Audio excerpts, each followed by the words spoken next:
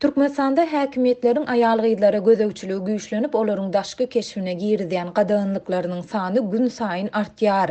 Paýtagt Aşgabatda we Balkan welaýatynda gelinler üçin ak reňktäki toý libaslaryny kireyne bermek we almak gadagan edilýär. Balkanda aýal gyzlaryň uloň öň ýolagçy oturujyna münmegine hem gadaganlyk giridildi. Mar welaýatynyň köçelerinde gadaganlygy bozan aýal gyzlara jerime salynýar. Ýurtda aýal gyzlara gönükdirilýän bu gadaganlyklar Türkmenistanyň BMG Zenanlar Edarasynyň yerine ýetiriji geňeşine 3 ýyl möhlet bilen agza bolmagynyň 1-nji ýylynda amal edilýär. Aşgabatdaky we Balkandaky habarçylarymyzyň maglumatlaryna görä, şu günler durmuşa çykýan gelinler üçin ak reňktäki toý libaslaryny kireyne bermek gadagan edildi. Şeýle-de gelinlere toý güni ak reňktäki toý libasyny giymäge hem ruhsat berilmeýär. Azatlyk munyň sebäplerini häzirlikçe anyklap bilmedi. Ýöne bu maglumat ýurtda häkimetleriň aýal gyzlaryň daşky keşfine, şol sanda egin eşiklerine we kosmetika hyzmatlaryndan peýdalanmagyna değişli gadançylyklaryň ençemesine,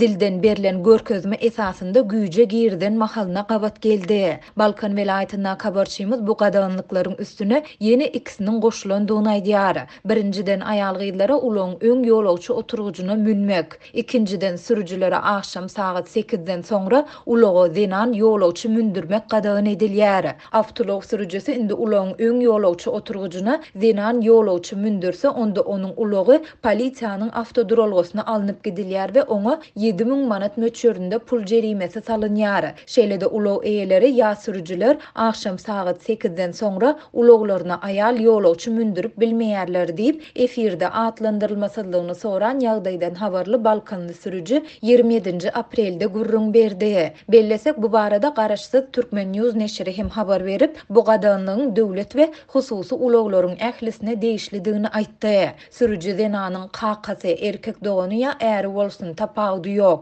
Ol sürüjiniň ýanynda oturmaly däl diýip neşir 26 aprelde çap eden habarynda Aşgabatly ýaşaýjynyň sözlerini titirledi. Balkandaky habarçymyz soňky 2 günüň dowamında zenan sürüjileriň ulag sürmegine de ruhsat berilmeýändigini aýdýar. Şeýle-de ol polisiýa işgärleriniň köçelerde nowatçylyk çekip ýoldan ýörep barýan aýal gyzlaryň ýüzlerini barlaýandygyny hem habar berýär. Polisiýa aýal gyzlaryň maskasyny aýyrdyar we olaryň dodogyny çişirdendigini ýa çişirtmändigini barlaýar diýip Balkanly bir zenan anonimlik şertinde aýtdy. Habarçymyz bilen söhbetdeş bolan aýal gyzlaryň ençemesiniň sözlerine görä, sebit zenanlary häkimetleriň bu gadanlyklaryna nägilelik bildirmek üçin köpçülikleýin protest geçirmegi planlaşdyrýarlar. Bu prezident aýallara garşy boldy, gender deňligi düýbünden ýok diýip Balkanly zenan sözüniň üstüne goşdy. Türkmenistanyň konstitusiýon kanunynyň 26-njy maddasynda Türkmenistanda erkekleriň we aýallaryň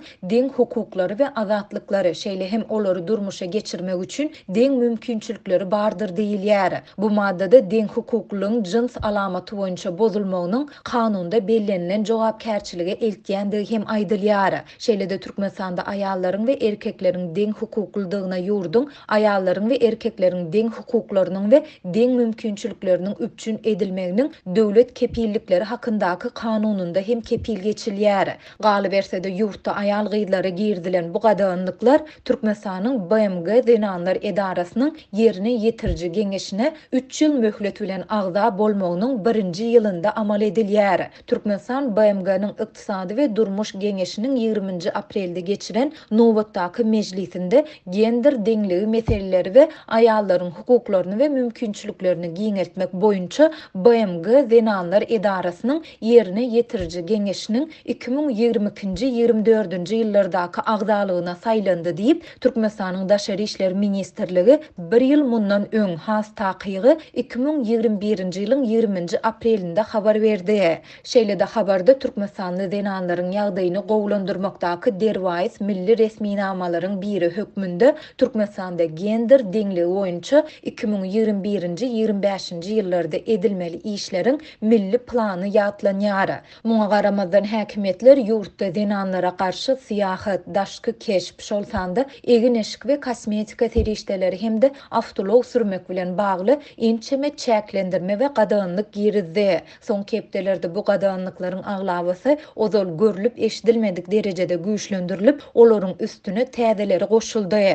Ýurtda ilki saç renklemek, saç saç kesmek, manikür, botoks, depilasiya, goşmaça kirpik we dyrnak dakmak ýaly kosmetika hyzmatlara gadaganlyk girizildi. Soňra raýatlaryň egin eşiklerine degişli talaplar hem güýçlenip, dinanlara jinsy we erkeklere şorty, gysga balak giymek gadagan edildi. Şondan soň polisiýa düzgün bozanlara pul jerimesini salyp başlady. Bular barada habarçylarymyz 11 aprelden bäri Mardan, Balkandan, Lewapdan we Aşgabatdan iýdigderli habar berip gelýärler. Häkimetler dilisi bilen ýürüdýän bu gadagançylyklarynyň sebäplerini düşündirmeýär. Ýöne soňky günlerde kärhanalarda we okuw jaýlarynda ýürüýte ýygnaklary geçirýän döwlet wekilleri goşadyrnak içinde tebii gözelligi wagyz edýärler. Şeýle-de büdjet işgärlerinden goşadyrnak içinde emeli gözellikden ýüze gürmek barada dilhat alynýar.